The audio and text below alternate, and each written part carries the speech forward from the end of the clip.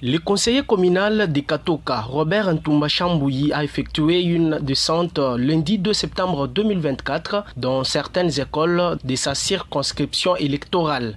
D'après cet acteur politique du Kasaï central et candidat aux élections des bourgmestres prochaines, le but est de se rassurer de l'effectivité de la rentrée scolaire 2024-2025.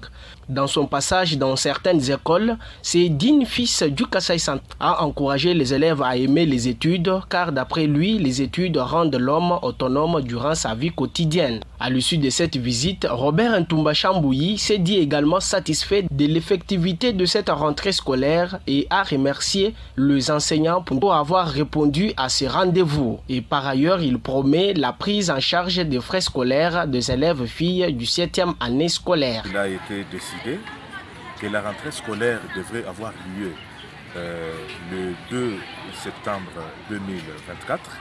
Mais bien avant cette rentrée, il y a eu des soulèvements de la part des différents syndicats, les enseignants réclamant ce qu'ils étaient en train de réclamer. Le gouvernement a pris en compte, n'est-ce pas, leurs réclamations. Il a promis ce qu'il a promis.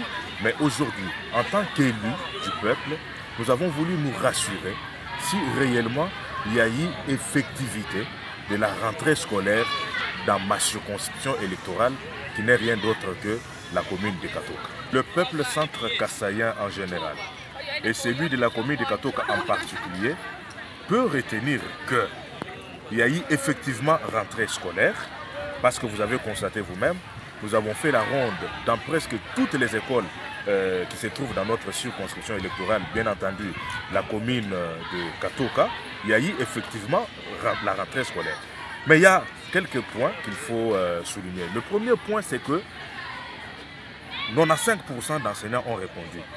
Lorsque nous avons posé des questions aux différents chefs d'établissement pour savoir pourquoi les 5% d'enseignants n'ont pas répondu, il y en a qui ont dit que voilà, X est malade, Y a perdu son époux, X a perdu son épouse, ainsi de suite. Il y en a qui sont empêchés, ainsi de suite. Ça, c'est ce qu'il faut retenir. Mais de manière générale, retenons que le personnel enseignant a répondu à 95%. S'agissant des élèves, là, il y a encore de quoi se poser des questions. Environ 55%. Pourquoi nous disons environ 55%? Parce que là où on avait inscrit, par exemple, 94, 98 élèves, 40, 50 ont répondu, ainsi de suite dans presque toutes les écoles. Nous sentons qu'il y a vraiment un sérieux problème. Un sérieux problème lié à l'impossibilité des parents qui n'ont pas eu la chance de pouvoir procurer à leurs enfants les quelques fournitures scolaires qu'il fallait. C'est pour cela que, parce que nous sommes toujours près de notre base et toujours attentifs à aux difficultés de la base, nous avons pris la décision. Nous avons pris la décision. 1. Organiser un atelier de veille de conscience et de renforcement des capacités à l'intention de tous les enseignants des classes de première primaire. 2. Prendre en charge les enfants de la première primaire. Peut-être quand je dis prendre en charge les enfants de la première primaire, il y en a qui disent mais il y a la gratuité, il s'agira de quelle prise en charge? Ce ne sont pas tous les enfants qui sont en possession des fournitures scolaires. C'est comme cela que nous avons pris la décision, dans un très bref délai, de pouvoir disponibiliser, à la limite de nos possibilités, les fournitures scolaires à remettre aux élèves des différentes classes de première primaire dans presque toutes les écoles qui se trouvent dans notre circonscription électorale.